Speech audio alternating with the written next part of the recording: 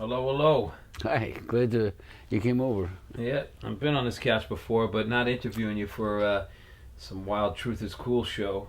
I was thinking on the way over, I guess we know each other, what, over 20 years? 20 years at least, yeah. Yeah, that's wild.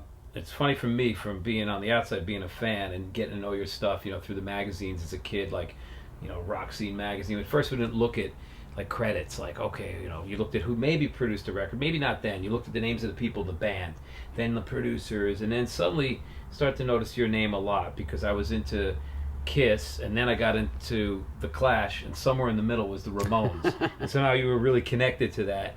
And I guess, me and my friends, we were people that we like loved music, rock and roll, and New York rock and roll so much that we obsessed over all the details eventually. And when we were just before to form the band D-Generation that I had with my buddies from Queens, we bumped into you at a party, Jim Jarmusch movie, Night on Earth, I think it was, like a release party or a premiere party. And it was at some place, I never can remember the name, but it was down on Varick Street. It used to be Heartbreak. And I remember Debbie Harry was there, and Jenna Rollins was there, and we were just these kids like drinking the open bar, getting all silly and going up to people, and they're like, "There's Bob Gruen, let's go over and see if he'll take our picture," whatever. and you were very nice to us. You said, "I got reasonable rates." We didn't know what that meant. I still do. And I remember we ran over to Debbie Harry, and we were so excited to meet her, and she's like, I want to meet Jenna Rollins. And we we're like, "Who's that?" Oh, we had to look that one up later without the internet. But I was just thinking of all the crazy stuff we've been through. My first time ever overseas, you were there. First time I signed a record contract in a bathroom or in a dressing room. I think we signed it twice that year. Different labels. You were taking pictures, and it's kind of a lot of pictures over the years. Yeah, when I look back, I like, wow, I got a lot of my life documented. But that trip with Green Day was your first time in Europe? That was the first time I'd been there. Yeah. Oh, so I remember how that came about. We were drinking one night, and you were talking about the trip coming up and how exciting it was going to be. You were going from, what was it, Belfast to Prague or something. You had your bus, and you were telling me and Elizabeth, just come on with us. And, it sounded like a good idea. So, yeah, and you came. I remember walking the streets of London, getting lost in Paris. We didn't come on the whole trip. We went from London to Paris, which was enough. We went through that tunnel, whatever thing. But I'd never been to Europe. We did 6 weeks with Green Day. No, we had the bus on the boat. That's what took so long. Oh, really? It wasn't on the fast tunnel. Yeah, no, the tunnel was much better. It's been another trip. We sat in Dover for like 6 hours waiting to get on the boat. That's when Elizabeth decided being on a band bus isn't such a great idea. But that's when I met Green Day, thanks to you. Really? You were opening for them on that tour? Yeah, we had a lot of fun. They treated us great. We did 6 weeks in America with them on that Nimrod tour. And then the last night, it was 3 nights at the Fillmore in San Francisco. And then the last night, they all took us aside. The whole band stood there. And my band, D-Generation, was standing there. And they're like, "We got a question for you." We're like, "What do we do? It's the last time we do something wrong." Like, "Do you want to come to Europe for 6 weeks next year with us?" You're like, wow, I've never been going with them. It was just, it was amazing. And it was it was right before Christmas. So it was like a Christmas gift. We're back home to New York. Was thinking about it, got to get a passport.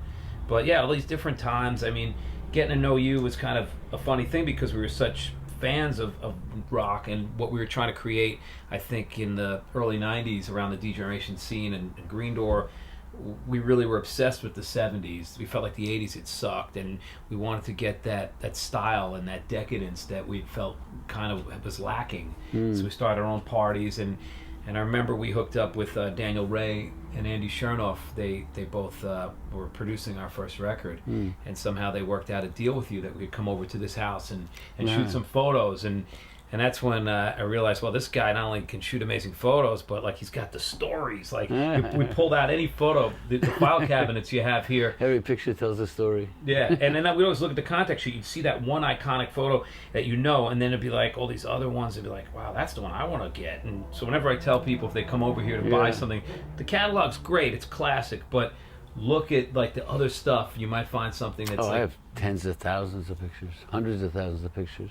It's just wild, and you probably don't even sometimes remember, right? Like that happened. Well, I remember when I see it. I remember what was going on. I can practically hear it when I see the picture. But it's not every once in a while. There's a picture like I see it and I go, "Really? I was there? Who is that?"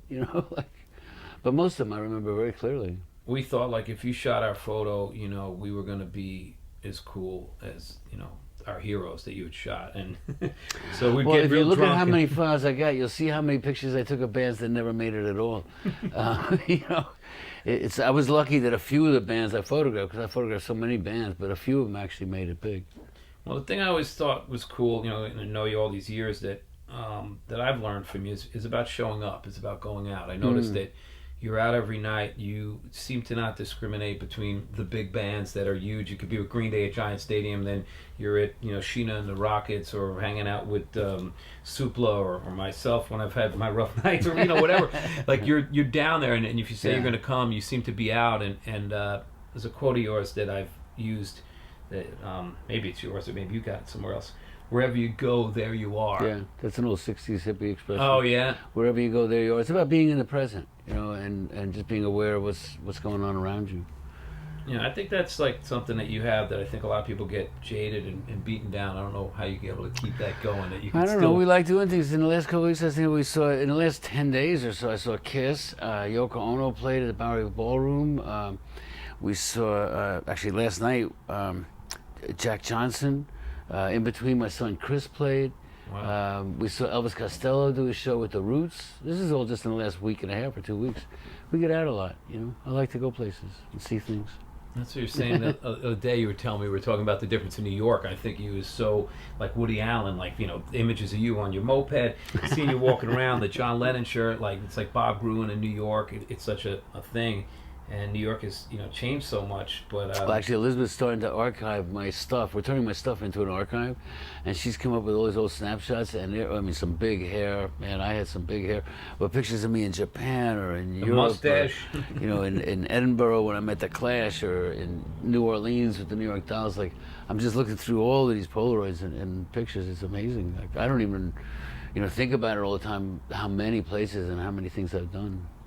I think that those memories and I guess getting those triggered off by looking at those photos got to be really intense, bringing that all back. Well, yeah, flipping through, and then after like half an hour, I said, "Okay, enough for now. I got to go. I can't, I can't live in the past, because I remember the past, but I like to live in the present and kind of look to the future." But what about people always want to? I guess they want some of your classic photos, and then that's something you got to live. It probably pays a lot of the bills having some. It does pay the bills, and actually is the kind of thing, you mentioned earlier, you want to talk a bit about the fact that so many people are into photography today, which is true, that everybody's taking a picture. And I'm lucky I have pictures that they can't take. Pictures of young Led Zeppelin or the New York Dolls, or pictures from the 70s that are kind of the idols of people today.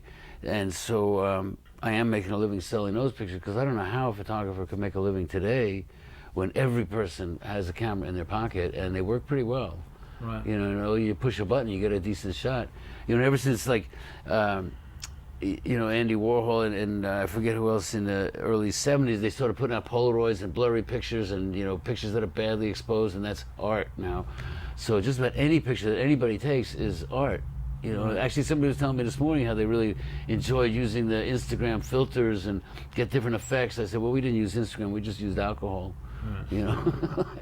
Spread the word. That's how you get those weird effects. Yeah, it wasn't like things were more mysterious. You didn't have everything is really fast and disposable. Well, you didn't know what the picture was going to look like till you developed it, and that could take a couple of days before you actually saw if the picture came out. Like a lot of times I'd be walking out of a concert and people would say, "Hey Bob, you get some good shots tonight?" And I would always say, "I hope so." Right. You don't know what's going to Because happen. until you develop it, you don't know if the exposure was right, if the timing was right.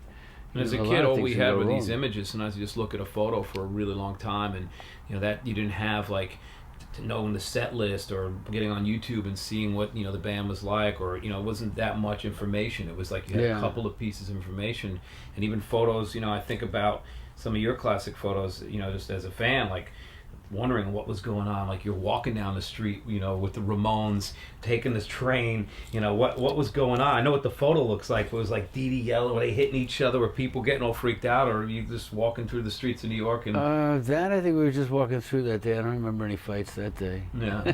What about when the Dress to Kill, getting the suits on with Kiss and going out in the street and the subway? Well, that's kind of funny because it became so well known. It was Cream magazine was a kind of popular magazine, almost like a fanzine, because they made fun of things and they had a lot of fun with it. Like Rolling Stone was more of an intellectual, critic discussion of things.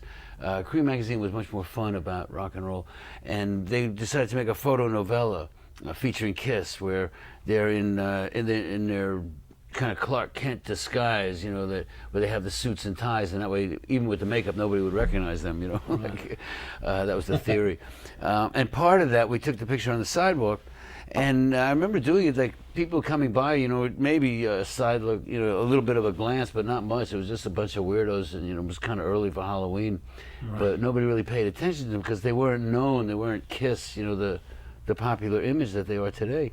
So, I mean, a lot of those things, but a lot of bands, you know, you go out in the street and people don't really pay that much attention to it if you're taking pictures of a band. Even I took pictures of David Bowie with Tin Machine out on 3rd Street in Lower East Side, and we didn't even attract the crowd. Wow. You know, it just looked like a bunch of guys having their picture taken, and he was dressed down. Yeah.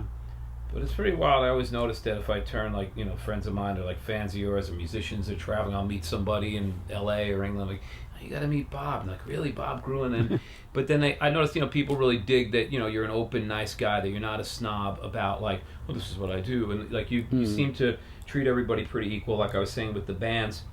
Has there been stories where, you know, you've really been excited to work with somebody and they turn out to be jerks, or people you thought were going to be terrible and they turn out to be, like, sweet? Well, people are people, you know. Yeah. So there's no crazy It's stories. hard to really pick up. Well, because sometimes people ask me, who was the worst person you ever worked with? And I get along with a lot of people. And then one day there was a really asshole here. But he was such an asshole, I don't publicize him. I don't say his name in public because the guy was really a jerk. But that doesn't you won't usually talk happen, about the drugs, the sex, or the assholes. So we got to keep truth cool and just the politics of it. Now, I think people are starting to get to know you. I've noticed, you know, over these 20 years, just that I think there's a respect, even though maybe the photography of today is underpaid and disposable and moves so fast that, you know, the museums are putting punk rock and rock and roll in, they're getting the respect that, you know, people getting awards. You had a show that was made for Bridge TV by Don Letts. Yeah, Don Letts made it for the Sky Art TV, Rock and Roll Exposed, the photography of Bob Gruen. Yeah, I mean, and it's growing more and more. There was an exhibit that Gail Buckland put together called Who Shot Rock and Roll that had 100 photographers. Started at the Brooklyn Museum here, and it traveled to about 8 or 9 museums across America. Ended up at Annenberg Center, and actually ended up in New Zealand, where they had to keep the museum open till midnight every night because the lines were so long. And the Annenberg Center made a film about 6 of us, and the film is, I think they're going for an Oscar nomination right now. Wow. Because it's really a well-made film. And for me, in my life, having, you know, seen Elvis Presley on TV, it's not just the Beatles on TV, but on Ed Sullivan, but I saw Elvis Presley, and that was like a real revolution, you know, coming about. And people were saying, like, rock and roll is, you know, the scourge of juvenile delinquents, and it was going to die. It was, you know, rock and roll was a fad, and it was going to go away. And somebody just asked me this morning, you know, that people say rock and roll is dead. And I said, well, it doesn't seem to be. I mean, where I go, it's all around the world. You find, you know, nightclubs similar to CBGB's. There's one called Shinjuku Loft in Tokyo. You know, there's one in Paris. There's a place down in Chapel Hill that I go to, The Cave, which is a very cool CB's kind of club. Like, there's clubs all over the world now playing independent bands. And I don't think rock and roll is dead. It's just, you know, it's like saying classical music is dead. You know, there's people who like this. This is the music that appeals to people. It's the beat. It's the freedom of rock and roll, I think, that people are really attracted to. And there's always new groups. There's always people have like a new spin on it. You know, I remember like us taking photos, you know, of other photographers and yourself included to do our party, the Green Door, and cutting them up or putting things over them in words. And some people, you know, were upset we were doing that. And you came down and checked out the party, and you always gave your blessing, like, okay, use my images, give me a photo credit, but like that. Well, if it's something like that, you weren't paying for any pictures. You know, it wasn't like you paid somebody and not me. It was like it was a fun thing that fun people were putting together, basically to have fun, you know, and I was, you know, happy to be part of that. Yeah. You know, there's a big part of what I do that's an art, and, you know, and it's my passion. You know, I lived with a rock and roll band. That's how I got into this business. Didn't you road manage for a while too? Well, I got into, a road manager. My dad had a station wagon.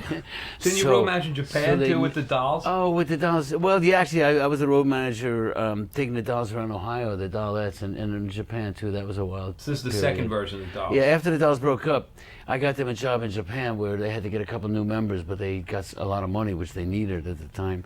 And then when we came back, they kept that group together. We call it the Dollettes because it was like after the Dolls. Didn't you guys get in a little bit of trouble over there in Japan? In Japan, well, yeah, there was a hell of a night one night. It actually wasn't us. I think it was Felix and his wife. Felix Pappalardi was on the tour. And at the beginning of the tour, Felix they had taken Pappalardi, some from Mountain. And he produced the Dead Boys album. And he was playing with a Japanese group called Creation and Joe Yamanaka, a couple of Japanese bands. It was a tour put together called One World Festival, I think. And it had Jeff Beck from England, it had the Dolls from America and Felix and some Japanese groups. And it was kind of mixing the world together in rock and roll. And Felix had started off with this girl, and then we came back to Japan, and Syl ended up talking her into going home. And when she went home, her dad flipped out and came and, wanted to beat the crap out of Syl, even though he was the one who sent her home.